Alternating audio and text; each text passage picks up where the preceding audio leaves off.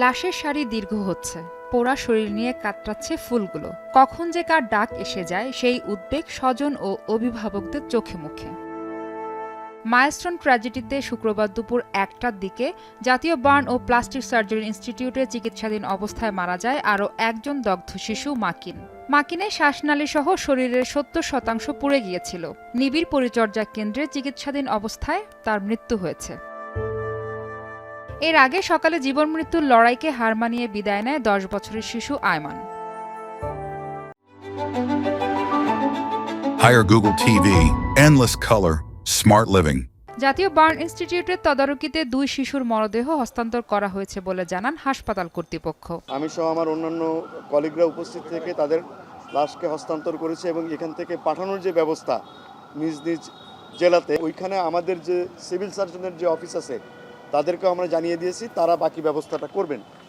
মাকিনের ব্যাপারেও আমি নিজে উপস্থিত থেকে তার লাশ হস্তান্তর করেছি।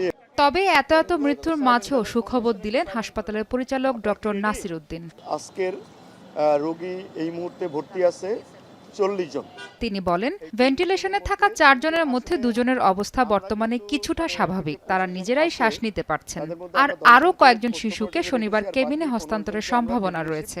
আগামীকাল আমাদের প্ল্যান আছে ৪ থেকে ৫ জন রোগীকে আমরা ছুটি দিয়ে দেব এবং পরবর্তীতে আরও প্রতিদিনই আমরা কিছু সংখ্যক রোগীকে ছুটি দিতে পারবো বলে আমরা আশা করছি। এর মধ্যে একটা ভালো খবর আছে আমাদের, যে ভেন্টিলেশনে ছিল যে কয়জন, তাদের মধ্যে ২ জনকে আমরা টিউবে আছে, কিন্তু তারা সজাগ অবস্থায় নিজেরা নিঃশ্বাস নিতে পারছে।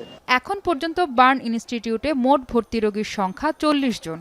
এর মধ্যে ৫ জনের অবস্থা সংকটাপন্ন আর বাকি ১০ জনের অবস্থা মারাত্মক বলে জানিয়েছে জাতীয় বার্ন ও প্লাস্টিক সার্জারি ইনস্টিটিউট। বিভিন্ন রোগী যারা আছে তাদের অবস্থাগুলো তুলে ধরছি তাদের সাথে এবং তাদের পরামর্শ আমরা ইমপ্লিমেন্ট করার চেষ্টা করছি। বিভিন্ন রোগীদেরকে ক্যাটাগরিক্যালি অ্যাকচুয়ালি ভাগ করা হয়েছে, যে বেশি খারাপ যারা মাঝে এবং যাদেরকে অল্প চিকিৎসা দিয়ে ছুটি দেওয়া যাবে, সেই বিষয়গুলোকে অত্যন্ত গুরুত্ব সহকারে দেখা হচ্ছে।